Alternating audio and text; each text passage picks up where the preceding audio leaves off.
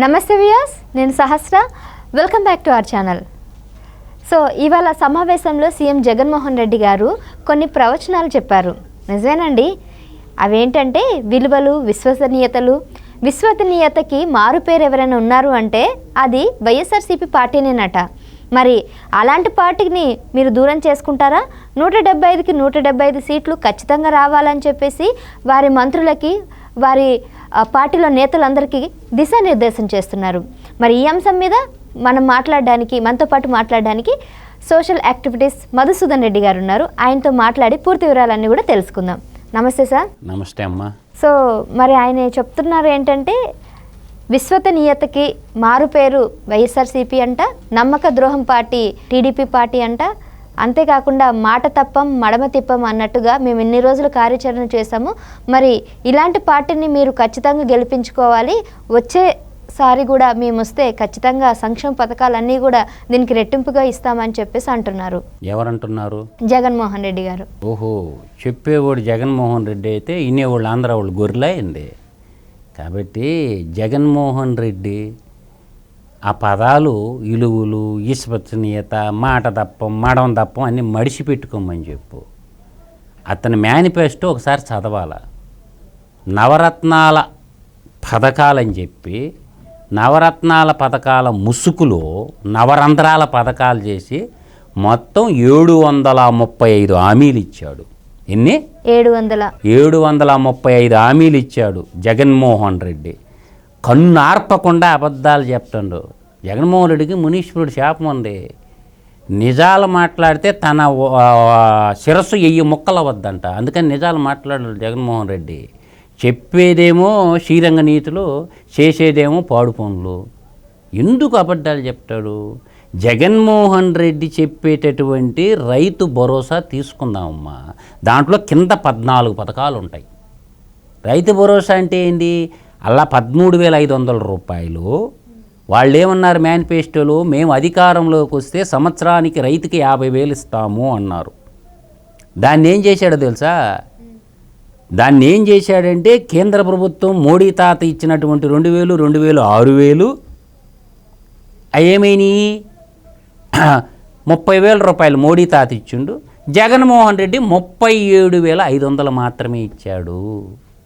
ఇది అసలు భోగోతం. ఇది చెప్పడు జగన్మోహన్ రెడ్డి. ఇంకా నీతి, నిజాయితీ, విలువలు, విశ్వసనీయత ఇంకెక్కడే జగన్మోహన్ రెడ్డిగా. దాని కింద ఇంకా శాటపార్థం చాలా ఉంటుందమ్మా. చంద్రబాబు నాయుడు అధికారంలో ఉన్నప్పుడు 90% సబ్సిడీతో డ్రిప్ ఇచ్చాడు. ఎంత? 90%. హార్టికల్చర్ కానీ, ఉద్యానవన శాఖ తోటలకు కానీ డ్రిప్ చాలా అవసరం. ఎస్పెషలీ రాయలసీమ, ఇంకా చెప్పాలంటే గ్రేటర్ రాయలసీమ వాసులకి అవి లేకుండా పంటలు బండిలేరు. ఎందుకంటే నారుమళ్ళు పెంచాలన్నా స్ప్రింక్లర్లు కావాలి. అలా పండ్ల తోటలకి నీళ్లు కట్టుకోవాలన్నా డ్రిప్ సిస్టమ్ ఉండాలి. తర్వాత పూల తోటలు పెంచాలన్నా డ్రిప్ సిస్టమ్ ఉండాలి. అరటి పెంచాలన్నా రాయలసీమలో అరటి ఎక్కువ పండిస్తారు, డ్రిప్ ఉండాలి. ఆ డ్రిప్పు రైతు పెట్టుకోవాలంటే ₹1,00,000 అవుద్ది ఎకరాకి. అటువంటి డ్రిప్ని గతంలో చంద్రబాబు నాయుడు 10,000 కట్టుకుంటే 90,000 ప్రభుత్వం నుంచి సబ్సిడీ వచ్చేది. ఒక్క డ్రిప్ లేదు. అర్థమవుతుందా? తర్వాత ఆ మగోడు చెప్పిన మాటలు నేను చెప్తుండా. ప్రతి నియోజకవర్గానికి ఒక కోల్డ్ స్టోరేజ్ కడతానన్నాడు. ఒక్కటి కట్టకపోయా.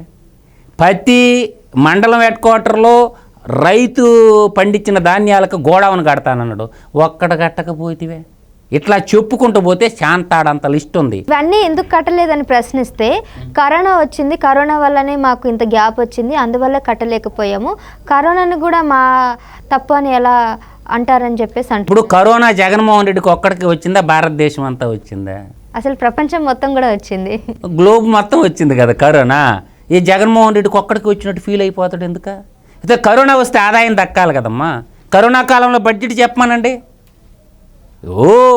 నేను అదే చెప్తున్నా కదా. చెప్పేవాడు జగన్మోహన్ రెడ్డి అయితే వినేవాళ్ళు ఆంధ్ర గొర్రెలు.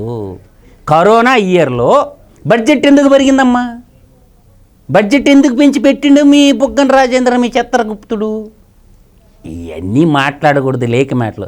ఆడవాళ్ళని అమ్మ, అక్క, చెల్లెలని నెత్తి మీద దువ్వి మద్యపాన నిషేధం అని నువ్వే చెప్పిన మాటేగా. మద్యపానంలో చంద్రబాబు నాయుడు 5 ఏళ్ళు కలిపి కూడా లాస్ట్ ఫైనాన్షియల్ ఇయర్లో 18-19లో 6,250 కోట్లు ఇచ్చినాయి. అంతకుముందు సంవత్సరం ఒక 1000 కోట్లు తక్కువ.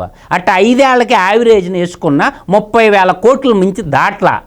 నిన్న డిసెంబర్ 31కే 1,15,000 కోట్లు పేద ప్రజల రక్తాన్ని దాగినటువంటి వాడు జగన్మోహన్ రెడ్డి. ఈ 1,15,000 కోట్లు ఎక్కడికి వెళ్తున్నాయి? ఇది ప్రభుత్వ ఖజానాకి వెళ్ళట్లేదా ఈ డబ్బంతా? ఎవరికి తెలుసమ్మా?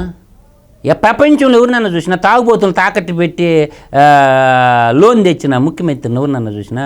పోనీ భారతదేశంలో 29 రాష్ట్రాల్లో తాగుబోతులు తాకట్టు పెట్టి లోన్ అప్పు తెచ్చిన ముఖ్యమంత్రి జగన్మోహన్ రెడ్డి. మీరు 1,25,000 1,15,000 కోట్లు డిసెంబర్ 31. మరి 15 లక్షలు అప్పు ఎలా తీర్చొచ్చు కదా ఆ డబ్బుతోని అనేది? అదే కదా ఇప్పుడు జగన్మోహన్ రెడ్డి అతనికి నాలెడ్జ్ లేదు, పాడు లేదమ్మా. చాలామంది ప్రజలు అతని వేషగాడు, పగటి వేషగాడు జగన్మోహన్ రెడ్డి, దట్స్ ఆల్ నేను చెప్పగలను. రూల్ మొత్తం చేస్తుండేది సీఎం ఆఫీసులో ధనుంజయ్ రెడ్డి అని ఉంటాడు, ఐఏఎస్ ఆఫీసరు. అతను రాష్ట్రాన్ని పరిపాలిస్తుండే. ఈ జగన్మోహన్ రెడ్డి బొమ్మ అంతే. జగన్మోహన్ రెడ్డి బొమ్మ. రాష్ట్రాన్ని మొత్తం పరిపాలిస్తుండేది సీఎంఓ ఆఫీసులో ధనుంజయ రెడ్డి అని ఒక ఐఏఎస్ ఆఫీసర్ ఉండు. అతను పోలీస్ డిపార్ట్మెంట్ మొత్తాన్ని అండర్ కంట్రోల్లో పెట్టుకున్నాడు బిఏ చదువుకున్న జర్నలిస్టు సజ్జల రామకృష్ణారెడ్డి. సలామాలేకుం అంటున్నారు పోలీస్ ఆఫీసర్లు అందరూ సజ్జల రామకృష్ణారెడ్డికి. వాస్తవంగా ఇది జరుగుతుండేది. కాబట్టి ఇలువులు విశ్వసనీయత గురించి జగన్మోహన్ రెడ్డి మాట్లాడబడ్డా. పోలవరం డ్యాముకి ఎన్ని డేట్లు చెప్పిండు ప్రజాదేవాలయమైన అసెంబ్లీలో జగన్మోహన్ రెడ్డి? ఒకటోసారి, రెండోసారి, మూడోసారి. ఇప్పుడేమైపోయింది? పోలవరం పడకేసిపోయిందా? అందువల్ల ఏంటంటే 3 రాజధానులు అన్నాడు, 3 పంగనామాలు పెట్టిండు. తిరుమల దేవస్థానానికి పెట్టినట్టు, కర్నూలులో న్యాయ రాజధాని అంటే, అమరావతిలో శాసన రాజధాని వంటి, తర్వాత ఋషికొండ మీదనేమో బోడిగుండు కొట్టి పరిపాలనా రాజధాని వంటి. ఏమైందిరా బాయ్ నీ ఇలువులు, నీ విశ్వసనీయత ఎక్కడికి పోయినాయి? తోడబుట్టిన చెల్లి, అర్థమైందా? కన్న తల్లికి గర్భశోకం మిగిలించి ఊళ్ళు పెట్టుకొని తిరుగుతుంది నీ ఇంటి ఆడబొడుసు. నీ ఆడబొడుసు అడిగేదానికి చెప్పరా బాయ్ సమాధానము? ప్రభుత్వ ఉద్యోగులకి సిపిఎస్ రద్దన్నావు, చేసినా అబ్బా ఎలక్షన్ ముందు మాకు తెలియక చెప్పినో అని బెజ్జల దేవుడు వచ్చి చెప్పాలంటే ప్రజలు వింటుండరు. ఎవడు చెప్తాడు విలువలు, విశ్వసనీయత, మాట దప్పం, మాడం దప్పము? ప్రతిపక్ష నాయకుడిగా ఉన్నప్పుడు ఊరూరు తిరిగితివి. ఇవాళ ఎందుకు రా పరదాలు కట్టుకొని తిరుగుతుండవు? రా పాదాల మీద నడిచే యాత్ర, పాదయాత్ర అన్నది కదా చెల్లి. ఇప్పుడు నడువు పాదాల మీద, హెలికాప్టర్లో గాలి ఎందుకు తిరుగుతుండవా? భయమా? ప్రజలు తంతరనే? రాళ్ల దెబ్బలు కొడతారనే? ఎవరిని మభ్య పెడతాడు జగన్మోహన్ రెడ్డి? ఇలువులు విశ్వసనీయత ఓకే ఒప్పుకుంటానమ్మా, ఇలువులు విశ్వసనీయత. నీ సొంత చిన్నాయన్ని ఎవడు చంపుండు తేల్చరా బాయ్, నువ్వు ముఖ్యమంత్రి ప్లేస్లో ఉండవు. ఎందుకు పట్టుకోలేదా? తండ్రి తర్వాత తండ్రి లాంటివాడు కదా పినతండ్రి. ఎవడ చంపినాడో తెలుసు.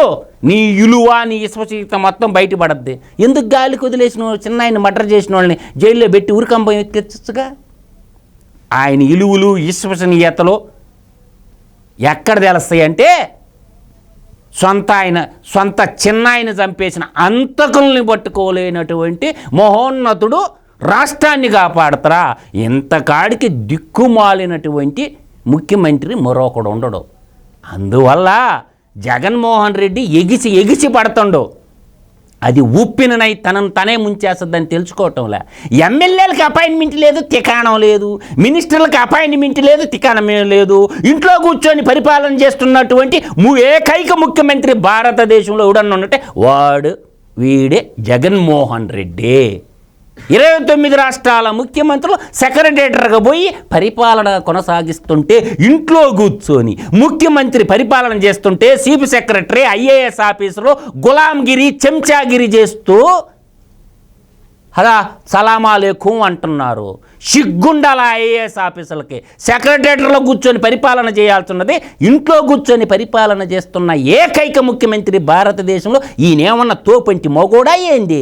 ఏమన్నా యోగి ఆదిత్యనాథ్ 20 కోట్ల జనాభా ఉన్న యోగ్గాడి గొప్పోడా ఏంటి?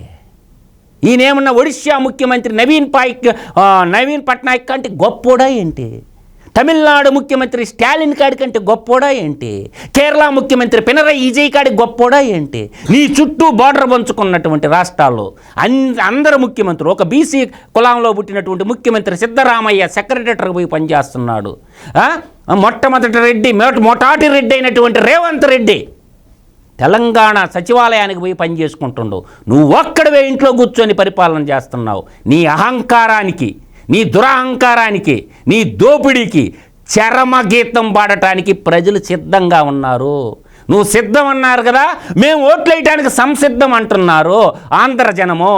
ఇటువంటి రాక్షస పాలకుణ్ణి, ఇటువంటి అక్రమార్జుణ్ణి కాబట్టి ప్రజలు వదిలించుకోవాలంటారు. ఈ దుర్యోధన దుశ్శాసనుల పాలనలో ఎందుకు వాడినానంటే, దుర్యోధనులు దుశ్శాసనులనే మహాభారతంలో ఒక్క ఆడబిడ్డని చట్టసభల మధ్యలో నిలబెట్టి బట్టలోడదీస్తుంటే చూస్తున్నటువంటి దుర్యోధనుల్ని, దుశ్శాసనుల్ని, విభీషణుడిని, భీష్మ పితామహుడిని, దాన కర్ణుడిని శ్రీకృష్ణ పరమాత్మ నరికి చంపించాడు.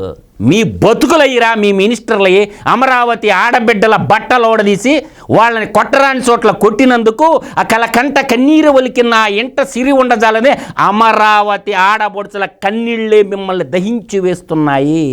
కాబట్టి మీ ఎంటైర్ వైసీపీ పార్టీ బంగాళాఖాతంలో కలిసిపోతుంది. 2024 ఎలక్షన్ తర్వాత కాల గర్భంలో కలిసిపోయే పార్టీ యువజన శ్రామిక రైతు పార్టీ. రాసి పెట్టుకోండి ప్రతి ఒక్కరు డైరీలో. జై హింద్. Right sir. సో ఈ విధంగా 2024లో సిద్ధం అంటూ మన ముందుకు వచ్చిన వైఎస్ఆర్సీపీ పార్టీకి మేము కూడా సంసిద్ధం అంటూ ఓట్లు ఎవరికి వేయాలనేది మేము కూడా సిద్ధంగా ఉన్నామని చెప్పేసి మధుసూదన్ రెడ్డి గారు చెప్తున్నారు. Thank you sir.